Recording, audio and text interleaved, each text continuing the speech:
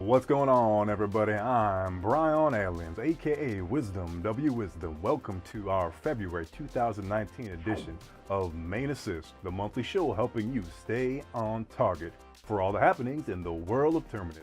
Today, we'll be taking a peek inside the recent happenings at VR, the newly revealed atmosphere and artifact system, and a Q&A with the crushed my Valentine's hopes and dreams, the Godfather himself, Air-ah-dune McQuaid. Baby birds, let's get this party started.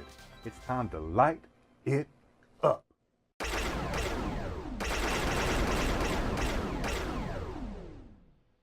Crawling back into our hearts from the Valentine's edition is none other than lead animator Ross the Boss Armstrong. He may be new to the team, but that won't stop the boss from hitting the ground running. In the most recent newsletter, VR dropped a little teaser about Ross, letting us know he has been hard at work on new animations going on to state, seeing the giant strides he's taking is nothing short of inspiring. And Daddy wants to see those strides, but unfortunately, boys and girls, we'll have to wait till later for the big unveil. That said, they didn't leave us totally high and dry. Ben Dean dropped some of the sweet concepts for Project Fahrenthal. The entire creative team is working hard to bring PF to life. But a lot goes into the beautification of Terminus. The tech team is also contributing to this effort, working on upgrading to the latest version of the Unity engine, and all that comes with it. Work is getting done at VR, and they're still looking to expand the team. As of the time of this video release, Visionary Realms is seeking the following positions: visual effects artist, web developer, designer, and development operations engineer.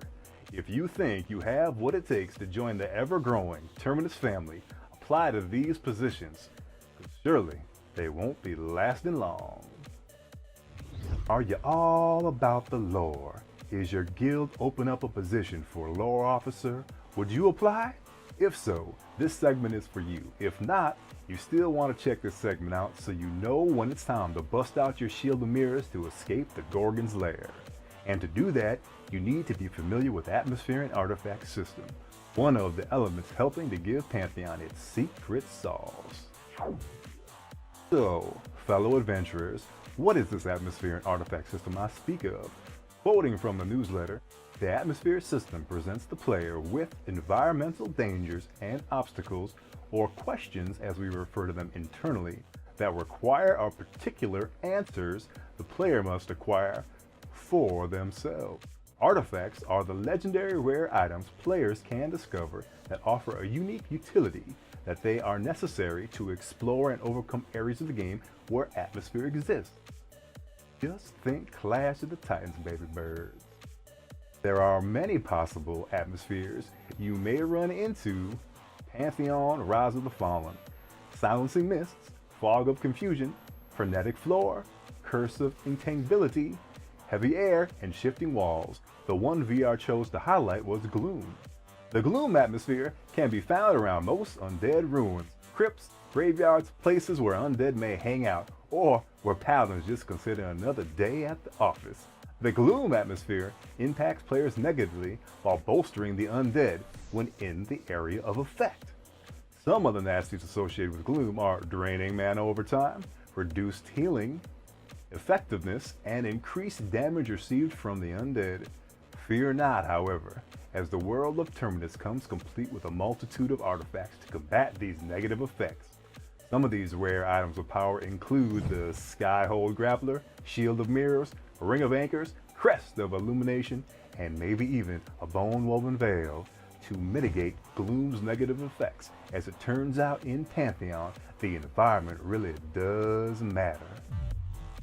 And that brings us to the man whose starting gear comes standard with a Crest of Illumination.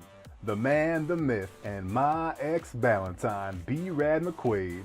In the February newsletter, Mr. McQuaid sat down with David Shushlaw for a little Q&A session. B-Rad left us with quite a few tasty tidbits in that interview. Let's take a peek at just a few.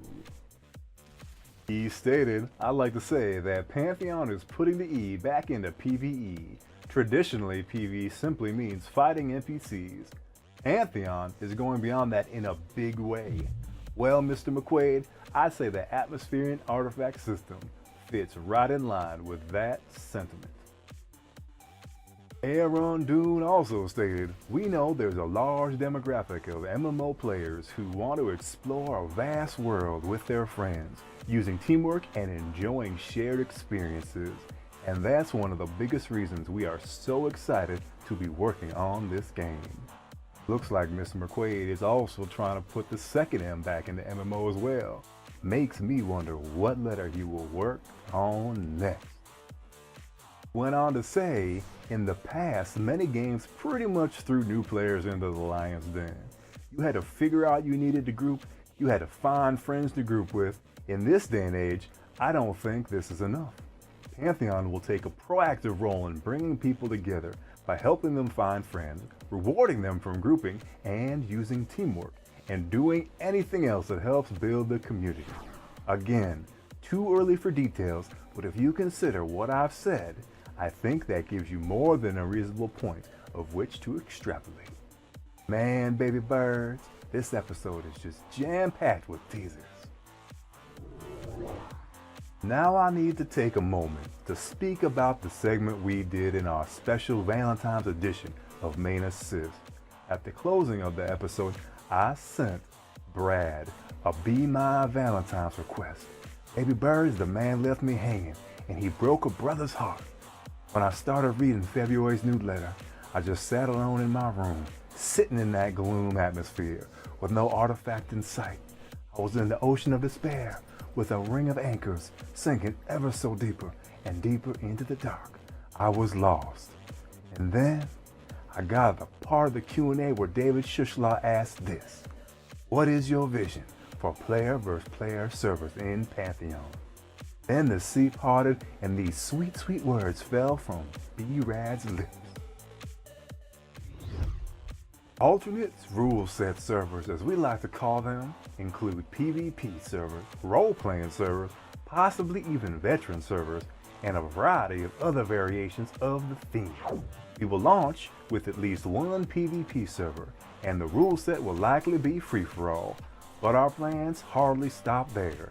As the game grows in popularity, we want to offer a variety of these alternate rule set servers, and that would include different types of PvP servers, race war, and the ability to take and hold territory, and many other ideas are all in the grand vision. We just need to reach that point, and that's done by launching with a solid foundation, in this case, a strong PvE foundation, which we can build variations of PvP, RP, etc.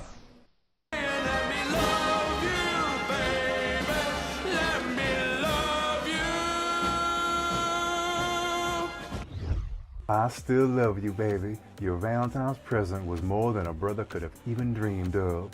The hope of a free-for-all PvP in the world of Terminus. My mama may have gave me birth, but B-Rad Air-ah-dune McQuaid gave me hope. Aw yeah, baby birds. Words from the Godfather himself, and proudly broadcast to you on your #1 source for all things that is Terminus. That's going to bring us to the end of another edition of Main Assist. And just like Air-ah-dune Brad McQuaid, don't forget to spread the love to the community. #Community Matters. I'm Brian Ellens, and I hope this has helped you stay on target.